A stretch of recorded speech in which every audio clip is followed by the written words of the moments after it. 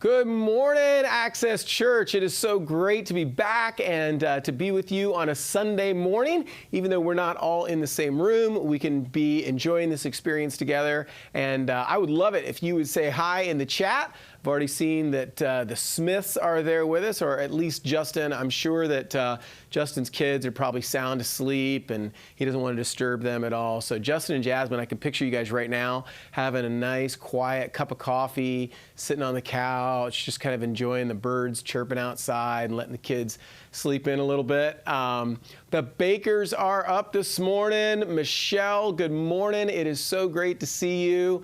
And I'm sure it's the same thing at the Baker house, right? Just Kyle and Kristen sitting on that beautiful lanai that you've got and listening to the birds chirp, and no kids awake yet. So it's kind of amazing the way these, actually, who knows? Maybe your kids are all sleeping in now because everybody's sleep schedule is so jacked up with this whole coronavirus thing, and everybody's schedules are upside down. Good morning, Lawrence. And we are so glad that y'all would join us today. Hey, here's the thing. I just got back from a week away, and it was incredible. It was restoring, it was refreshing, and it was a chance to be with family. And I'd love to hear from you guys. Where are you planning to go this summer, or where have you already been? Chime in and just tell us kind of what you're looking forward to, if you've still got a vacation out there ahead of you, or where have you been, and share with us kind of your favorite getaway spot. Maybe it's just going to Crescent Beach, but maybe you've got some exotic place that you want to share with us. Good morning, Trembles. Trembles, you can't play this game because you always come up with these like Machu Picchu kinds of answers that none of us can keep up with you, Trembles. But we do enjoy this season. It feels weird because summer doesn't feel like summer, right? Because it feels like we started summer break when the kids got pulled out of school at the end of March. So I know everything's a little bit weird for everybody. And I know we're also all waiting to see what the St. Johns County school system is going to say related to the fall plan. And wouldn't we all like to know that sooner rather than later? But we're going to, hey, you went to visit the original Buc-ee's. Now, this is a past tense thing, Justin. I don't think you guys have been out of town yet this summer. So that's just maybe your bucket list of like perfect destinations. North Carolina mountains, man, that's where we were, Troy. And I'm not even going to try to compare the photographs I took with the ones that you're going to take, I'm sure. But great place. All right, Justin's going to see the original Buc-ee's. There's going to be a Buc-ee's at International Golf Parkway that I know all of our World Golf Village attenders are really excited about. Amelia Island, that's a beautiful place. I want to go up there one year for the car show. Troy, next time you're planning to go to the car show at Amelia Island, let's do that together. Michelle, we will be praying that you are discharged from rehab on Tuesday. It's great being with my residents 24/7, but I'm ready to sleep in my own bed. So you've been like there 24/7. That's amazing. Michelle, you do some great work, and I know you serve people really, really well. And we've been praying for you and the residents that you work with.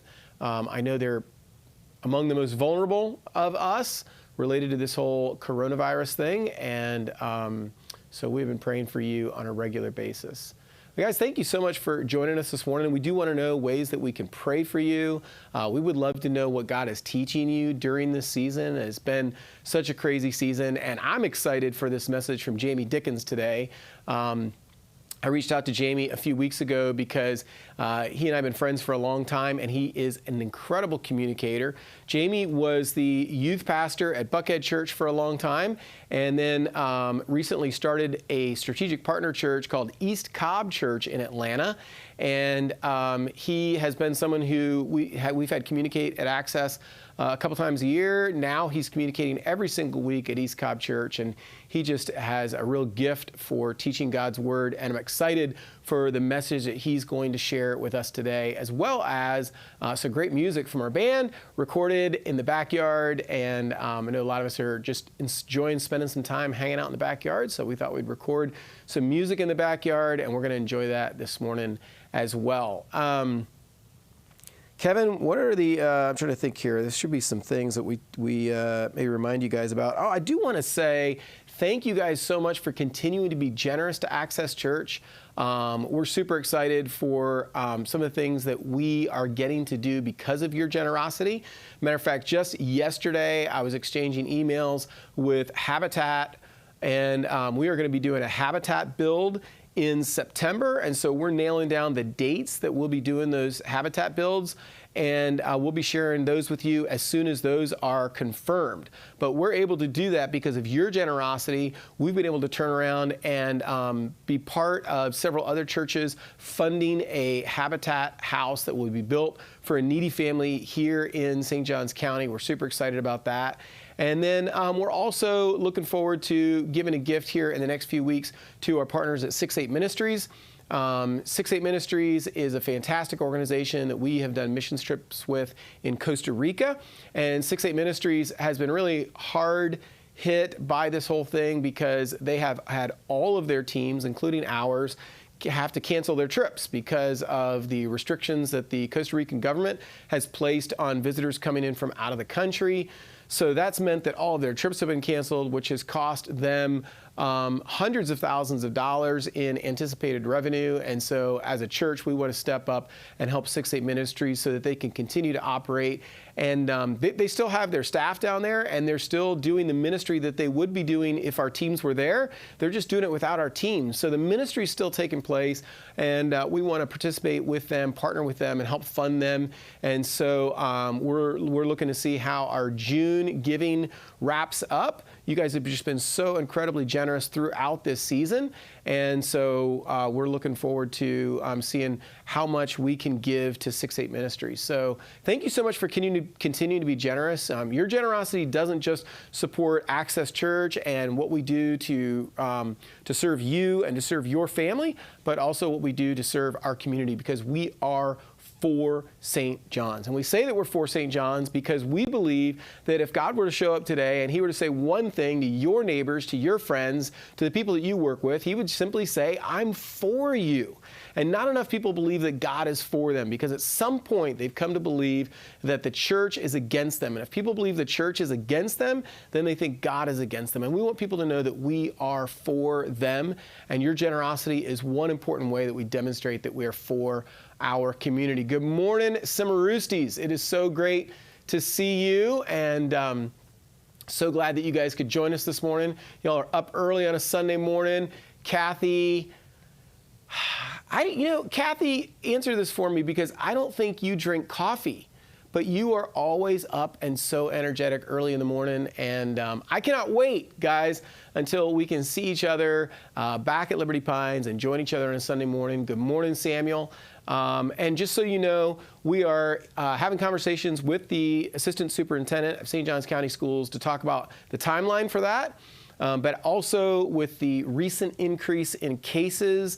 We want to be very, very careful that we do what's wise and what's safe and what is loving toward our community. So we want to be with you guys in person very, very much.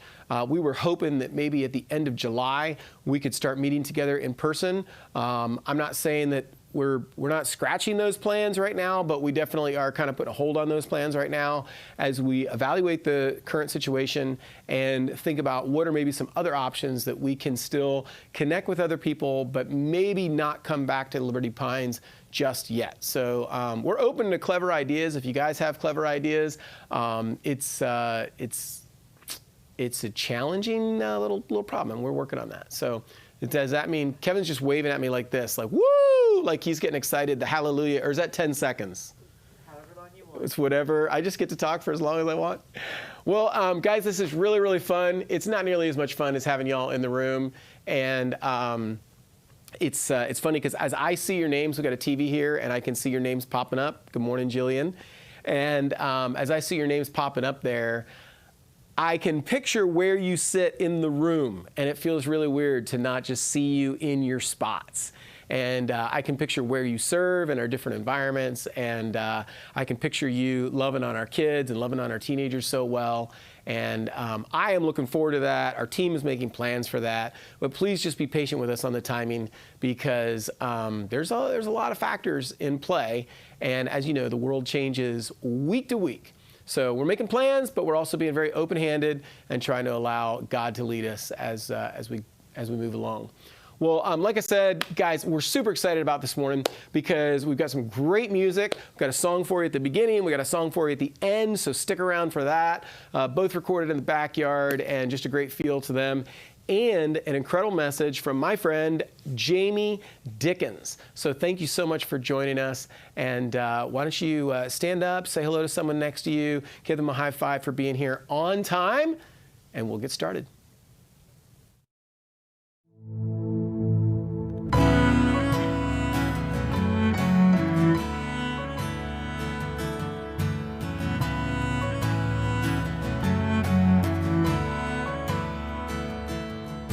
I'm not gonna wait for the walls to fall, 'cause I know a late that'll bring them down.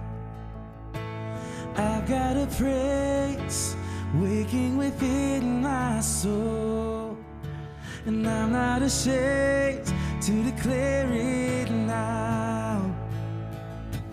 Light of the world, trample the darkness.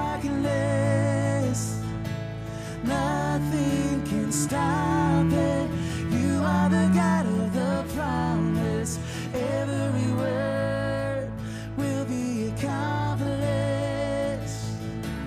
Nothing can stop it. You are the God of the promise.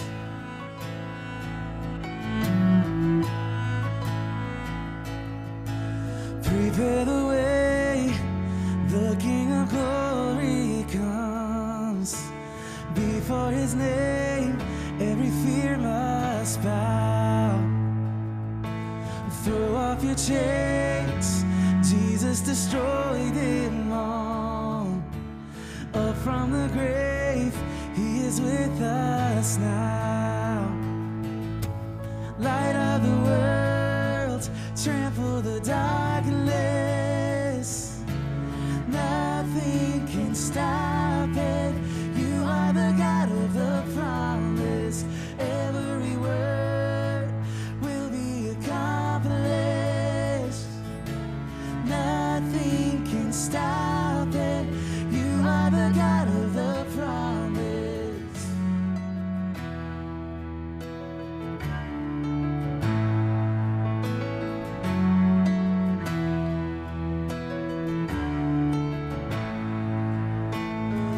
The gates of hell will never stand a chance. Your name prevails, Jesus the great I am. No word will fail, no weapon formed against your name prevails, Jesus the great I am. The gates of hell will never stand a chance. Your name prevails, Jesus the great I am. No word will fail, no weapon formed against your name prevails, Jesus the great I am.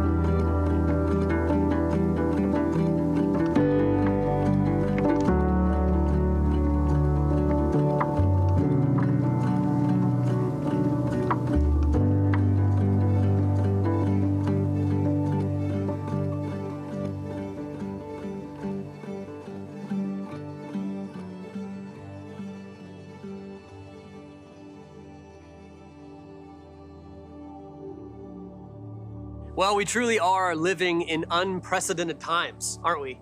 Homeschool has become the new reality for families with kids. Businesses are shutting down and in many cases laying off employees or revamping job descriptions. Our social lives have been completely hindered by social distancing. Our hobbies are being frustrated and our friendships are being reduced to Zoom calls and text messages. And normal has completely changed. And on top of that, this new normal is being lived out with the backdrop of sickness and death and pain and loss and fear and uncertainty and insecurity of all kinds. We are now more than ever collectively asking the question, what now? I mean, we're all feeling that globally, and then we're all each feeling it specifically in our own way. What now?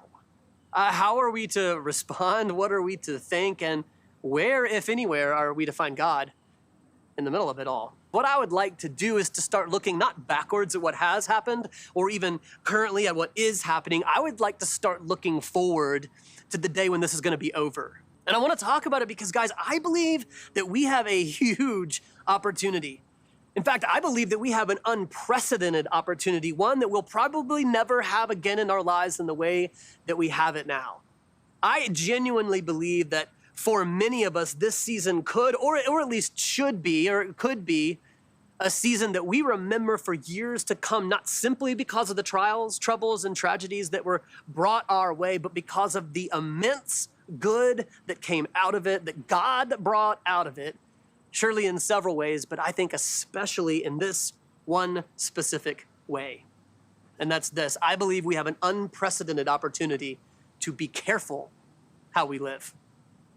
That's exactly what the Apostle Paul urged the church in a city called Ephesus to do in his letter that we now know as Ephesians in the Bible. And in the letter that he writes to the Ephesians, what he's doing is he's telling them all about what Jesus has done for them, the power or light, as he says, that Jesus has given them, has placed inside of them. And he's telling them about the kind of people that God is inviting them to become. And it's in this context and in the process of talking about all this that he gives them this imperative. He gives them this assignment. And here's what he says. It's Ephesians chapter 5, verse 15. It begins this way. He just simply says, "Be very careful then how you live." Be very careful then how you live. It's not a principle as much, it's not a truth as much, it's more an invitation, it's more an assignment, it's more an exhortation, a command. Be very careful then how you live. It's what he's essentially asking or urging or inviting or assigning to us to do. He's like, hey, I would want to invite you to closely examine how you are spending the most valuable asset that you have in the world, the time of your life. He's inviting you to audit the balance sheet of your life. That's what this is about. Why? Well, because it matters, right? I mean, we all understand this. This might be kind of obvious, but he points out the obvious anyway. He says, be very careful then how you live, not as unwise, but as wise, making the most of every opportunity. See that phrase there, making the most of every opportunity? More literally, that phrase could be translated, redeeming your time. There's the why right there. You want to redeem your time. In other words, redeeming and realizing the full potential of your time. Redeeming and realizing the full value of your time, of the minutes and the hours and the days and the weeks of your life. Like if your life were a sponge, he's saying, squeeze every last drop out of it. If your life were a gas tank, he'd be saying, get every single last mile out of it. Redeem your time. Now, the opposite of redeeming your time is obviously wasting your time. And in any given area of your life right now, you are somewhere on that spectrum between wasting your time and redeeming your time. And those two options lead to very different lives, right? Like we understand this. This is obvious to this. Like you know that there is a direct relationship between the content of your calendar and the quality of your life. Like you get that there's a direct relationship between the content of your calendar and the quality of your life. Like you already know that. You know that the way that you, to quote the verse, the way that you walk and the way that you order your life and the way that you apportion your time, you know that it will determine in large part who you are, the kind of life that you lead, the quality of your family relationships and what that experience is like, the results that you get in life, the skills that you develop in life, the quality of your relationships, the content of your character, the status of your health, the depth of your relationship with God, the viability of your dreams, the nature of the legacy you leave behind. I mean, clearly there are pieces of all that you can't control, but when it comes to the realm of what you can control, it all comes back to how you walk. It all comes back to how you live and what you do with your time, what a given day, week, or month actually looks like. It's that simple. And that's why you want to redeem it. That's why you want to make the most of it. Like nobody wants to squeeze out half a sponge of life, you know? Nobody wants to leave half a gas tank of potential on the table. And so, yeah, it's obvious, but he reminds us of it anyway. He says, you want to and you hope to, in fact, you dream of making the most out of your time, of making the most out of your life. So therefore, be very careful then how you live. And then he gives us this grid, not as unwise, but as wise, making the most of every opportunity. Have you ever knowingly lived in a way that was unwise? You ever done that? Like, have you ever had a mismatch between the content of your calendar and the quality of life that you desired or knew that God desired for you? Of course you have, because so have I. Why do we do that? Isn't that crazy? Every single one of us has multiple stories of that right there, where the content of our calendar doesn't match the quality of the life that we want or that we know that God wants for us. And, you sit there and wonder, why do we do that? And he's going to address that in a second. But for now, Paul's point is this, that, yeah, sure, we all do that. But you don't have to. You don't have to. He's saying, take a moment, pay attention, and be careful how you live. Take a moment, pay attention, and make sure that the how you're walking is wise, that you are walking wisely, and make sure that it's ordered in a way that is wise so that you will spend the next year and the next decade redeeming your time and not wasting your time. That's his challenge. That's his assignment. And here's why we need that reminder. It's because there is a powerful force at work against us. And that's exactly what he says next. He says, be very careful then how you live, not as unwise, but as wise, making the most of every opportunity because the days are evil. When he says that the days are evil, what he's talking about is this. He's talking about the fact that the natural pull of life will always pull you away from living wisely. There's a natural pull in life, and that natural current, that natural pull is always going to pull you away from living wisely, ordering your life wisely so that you redeem your time. Like, for example, have you ever shot the hooch? You know what that means? Shooting the hooch means grabbing an inner tube and floating down the Chattahoochee River with your friends, right? And the Chattahoochee River isn't that fast, but there is a current, right, that takes you down the river. And so in most places in the river, you can stand, but if you just pick your feet up and float on your little tube, the current will just carry you, right? The only problem is that every once in a while, the current will take you right into a log or a rock or a branch, like stabs you in the face or something like that. So, yeah, you can kind of paddle your way, but sometimes to fight the current, what you really got to do is just put your feet down, right? You got to put your feet down and you will stop going with the current. But if you don't do that, you just go with the current, inevitably it's going to take you somewhere that you don't want to go. Paul's saying that's true of life. That's true of your life. There is a current to life that doesn't have your best interest in mind. Or to take it a step further theologically, there is an enemy at work in the current of life who doesn't have your best interest in mind, and he knows that there's something in you that wants to go along with it. He knows that there's something in you that's prone to listen. He knows that there's a part of you that is vulnerable to the temptation. There's a current to life. And unless you intervene, unless you are intentional, the current of life is always going to pull you towards waste. It's always going to pull you towards mismanagement. It's always going to pull you towards settling. It's always going to pull you towards excuses, towards procrastination, towards self-deception, towards self-sabotage. It's always going to pull you towards mismanaging your time and spending it in ways that don't match your desires for your life or God's desires for your life. And all Paul is doing is just saying, hey, put your feet down. Like you're floating along. Well, just put your feet down. Put your feet down for a moment and pay close attention. Put your feet down for just a moment, long enough to be careful and make the adjustments you need to make. Course correct where you need to course correct so that you can live wisely. And so that you can go to the next year of your life and the next decade of your life, making the most of every opportunity. Paul is saying, put your feet down. Put your feet down. And what I'm trying to suggest to you today is simply that the unprecedented opportunity that's come your way and come my way is the fact that coronavirus has already done that for us. The virus and its impending shelter in place has put our feet down. Like the moment that you probably promised yourself that you would find one day, or you insisted would happen just as soon as the season passed, or the busyness faded, or the craziness settled down, or the kids' sports ended, or the promotion at work came along, that moment has been forced upon you. Our feet have been forced down against the current of life. And we didn't ask for it.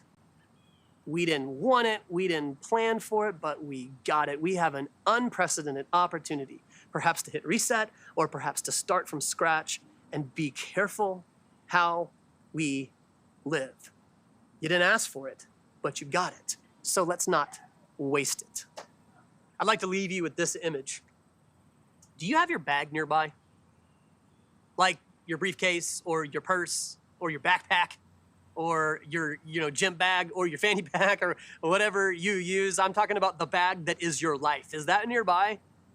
If it's nearby, why don't you grab it for a second? Here's mine. This is my bag. And I wanted to talk about your bag because isn't it true that sometimes your bag can be a hot mess? Anybody's bag a little bit of a hot mess right now? My bag kind of is.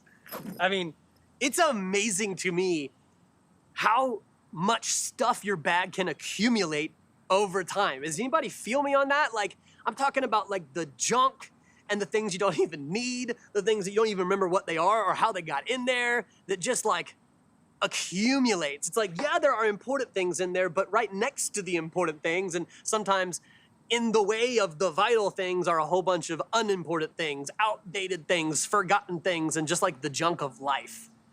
And it's amazing to me just how it just happens. Like without me even thinking about it, without me even trying. I didn't decide to do this. Without me even trying, my bag just collected and accumulated all this stuff. Why?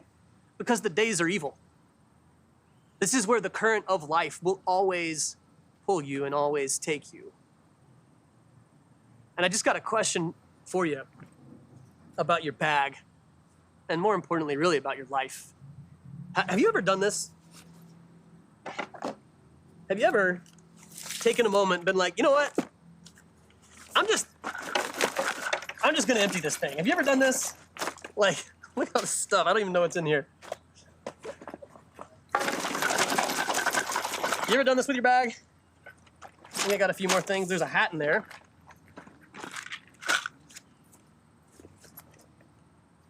You ever done that? You ever just gotten to the point where you're like, I'm dumping the whole thing out and started completely over? Have you ever dumped out your bag and then just started adding back in the things that you actually needed, the things that you actually wanted, the things that were actually wise to put in your bag? I do this about every couple of months, I feel like. I just, shake the whole thing out, and then I start putting things back in, and it totally transforms my bag. You know, my bag all of a sudden becomes efficient again. It becomes strategic again. Instead of something I kind of dread, like I don't even know what's in there, it becomes my greatest ally. Why? Because I packed it wisely. I built it around my life and my needs. And you guys, I just wanted to show you this, and I wanted you to get your bag because I think this is the unprecedented opportunity that stands in front of you. Your bag has been emptied by coronavirus. In a matter of days, all non-essential activity was taken away. I mean, we are still working and tending our families and tending our homes, but in an instant, in a matter of days, everything else became optional or even impossible. And that's a gift. The days are evil, but you guys, for a few moments, the current has stopped. Your bag is empty. What now?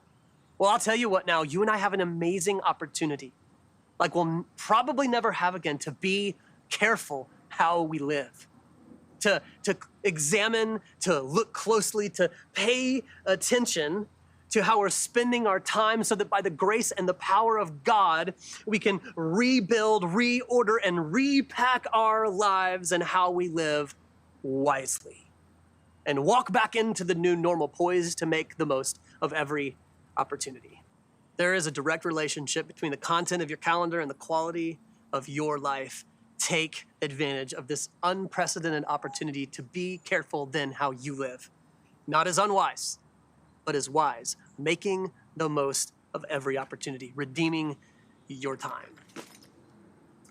And so in the name of that, I'd like to give you a couple of practical tips and practical ways that you can right now, and even on your couch before you get up, decide to be careful how you live, to re-examine how you live, potentially to reorder and repack your bag and how you are living, how to make some wise adjustments that pay off for months and years to come. I'm gonna give you 3, and these are 3 that I'd love for you to maybe discuss with whoever you're watching with right now, your spouse, your friends, your kids, whoever's there. And number 1 is this: make priorities habits. What if you used this unprecedented season to make priorities habits, or just one of your priorities habits? Not just intentions, not just ideals, make them habits. Like, take one of your old priorities that has maybe till today been a little bit neglected or sidelined or compromised or undermined by the current of life, and actually make it a habit. I dare you to pick a priority and make it a habit and put it in your bag and carry it with you into the new normal. Number 2, leave behind dead weight. Leave behind dead weight, waste, distraction, meaningless stuff. Some of us have entire pockets of our bag, in life, just full of stuff, full of meaningless dead weight. And you know that it's taking up space that something else actually needs. And I just want to challenge you, maybe that's a thing. That's a decision you can make. Man, I'm just going to get rid of some dead weight. And you already know what it is. It's like games on your phone. It's whatever. I mean, that's just that meaningless stuff. But by the way, you know what is also dead weight sometimes? Sometimes dead weight is something that's actually good. I have a hunch that some of you have something good in your life, and the problem isn't that it's bad. No, it's good. The problem is it's just not great. And that good thing in your life, that you have a good reason that it's there, it's getting in the way of something that's actually great, something that's actually ultimate. And I want to challenge you, get rid of it. Take it away. Stop smuggling it into your life because you have to. Well, because everybody goes to this, everybody does that. No. Don't trade the gold of your life, the things that are most important, for trinkets, for stuff that isn't worth your time. Get rid of dead weight. Some things just need to stay gone even after they've become available again. So number 2, leave behind dead weight. And then the final one, or final suggestion, is begin the final chapter of a sin in your life. Begin the final chapter of a sin in your life, or if that sounds like too much religious jargon, that's okay. You could think it like this: begin the final chapter of a vice in your life. I'm not saying you just snap your fingers and it's gone and magic happened. That's not how it works. I'm just saying start the final chapter. Like, why not let this season, when you're home and you can focus on it, be the season where you begin the end of a sin or a vice in your life? Why not let this be the moment that you get to say, this was the season when this sin or this habit or this thing that I just kept doing, it began to lose its grip on me? I don't know which one of those resonates with you, but I hope that one does, and I hope that you may pick one of those and just decide, I'm going to be more careful how I live. I mean, like, what if we actually all decided in one way, in one area, to just turn the dial in our lives towards wisdom, turn the dial towards being careful how we live and redeeming our time? That's what I want you to do. I just want you to think about one step in one area and give yourself this gift for the rest and the duration of the stay-at-home order or a quarantine. Give yourself this gift, give your spouse this gift, give your kids this gift, give God this gift. Say, hey, God, I'm gonna start leaning in and participating for your will for my life. I'm ready to make this the season where I repack my bag and I'm careful how I live. And I just want you to imagine in that area that you're probably already thinking about, that you probably already know is the area, what if you did this? What if you made a priority habit or got rid of some dead weight or began the final chapter of a sin or a vice in your life? Man, how happy would you be? How happy might one of your loved ones be? How much more productive might you be? How much closer to God might you be? I think we have an unprecedented opportunity to be careful how we live. Not as unwise, but as wise. Making the most of every opportunity. The days are evil. The days are evil. What an opportunity we have. Let's take advantage of it together.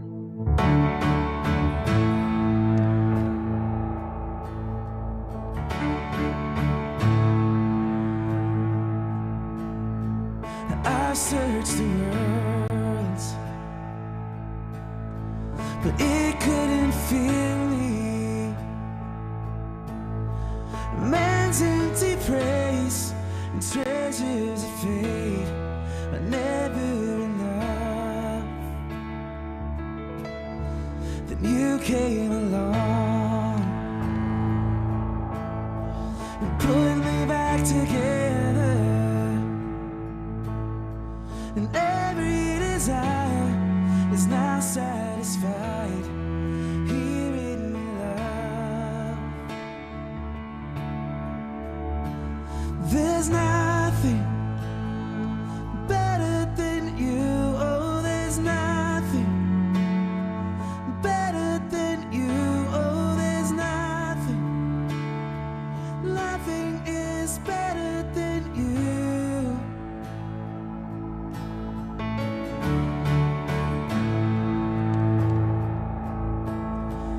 I'm not afraid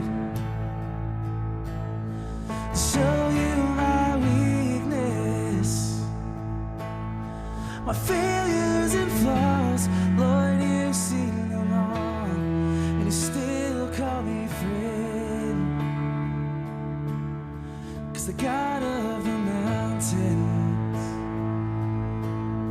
is the God of the valley,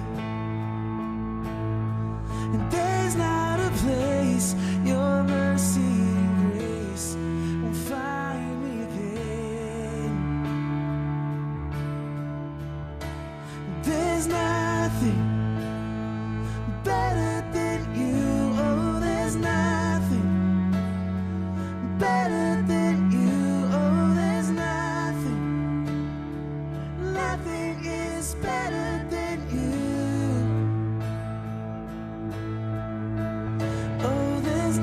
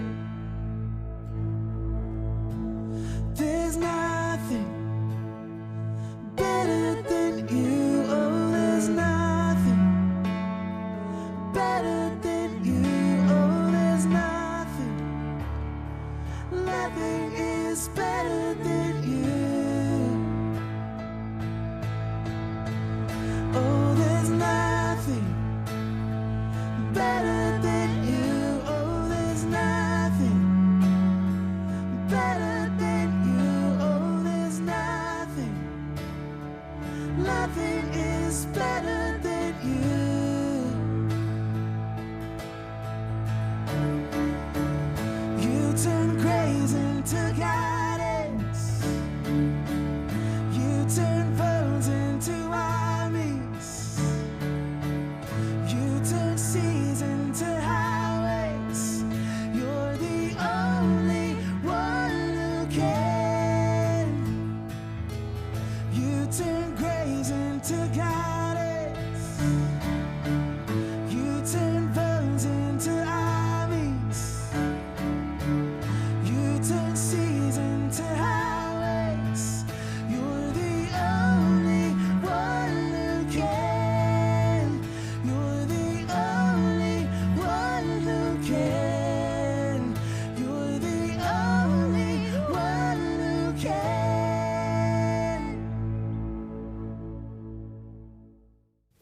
God, thank you so much for redeeming broken things. Thank you for being willing to enter into the brokenness of our lives and redeem our lives. Thank you for being willing to redeem this season of our lives. And God, I just pray that this message from Jamie about making the most of these days, making the most of the opportunities that you give us, God, that this would ring true with us, that it would be helpful in our lives as we think about what it looks like for our lives to count, to matter, to make an impact in the world around us, with the relationships closest to us, with the people that we interact with in our sphere of influence, God, that we would bring light and hope and healing to the world around us because of what you have done in us and how you have redeemed us. Thank you so much, God, for that truth and for that encouragement today. Amen. Well, guys, thank you so much for joining us. I hope this was helpful for you. And if it was, we would love it if you would share this with a friend. Share it on your Facebook page, email this link, text this link to someone, but share this and maybe this experience will be helpful for them as well. Also, while you're here, if you wouldn't mind liking this video, that helps us out a lot. And also, if you haven't already, subscribe to our YouTube channel, and then you'll get not only this content, but also the great content that we have for elementary kids, for preschoolers, for middle school students, and for high school students. All that content is here every week, and our middle school and high school groups are meeting online via Zoom. So if your student isn't connected to one of those groups, please reach out to Justin, and we want to help them connect because we think their spiritual growth during this season is incredibly important as well. We look forward to being back together. We cannot wait to be back with you, and we've been making plans for the last few weeks. We had a date in mind, and we haven't changed that just yet, but we are reevaluating that in light of the news of just the last couple of days with cases on the rise here in North Florida. We want to make sure that we keep you safe and healthy physically. But most important to us is that you're healthy spiritually and emotionally. And so stay connected to us this way. We'll be here every week. And also, we do think that there's something really healthy about getting together as a church, and we want to look for ways to do that. If that's all of us all in one place at Liberty Pines, that's awesome. If it's not that, and there's some other things that we can do, we're exploring those ideas as well. We'd love to hear your ideas, but we do want to find ways that we can connect with each other and continue to encourage each other and grow together.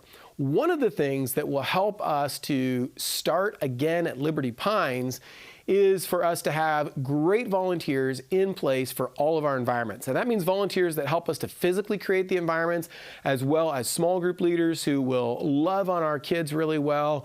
And we're creating a new team. And if you're interested in this, we want you to get in touch with Kevin Bonnell. But we're creating a new team that will help us to broadcast live what we're doing on Sunday morning at Liberty Pines. We've never done that before. But we feel like in this season, where some people might feel safer if they stay at home for at least a few more weeks after we get started in person, we would like to be able to create content simultaneous to what we're doing on Sunday morning at Liberty Pines Academy. And you could be a part of that. You don't have to have a lot of technical skills. We can train you, we can teach you, but we do need some folks who are willing to take some leadership and help us with that. So if you're interested in serving at Access Church, please reach out to any of us on staff. We would like to connect you to an environment that could really benefit from your smile and your willingness to just be a part of whatever God might do in your life next. Thank you so much for being here today. We'll see you back here next Sunday. Have a great week.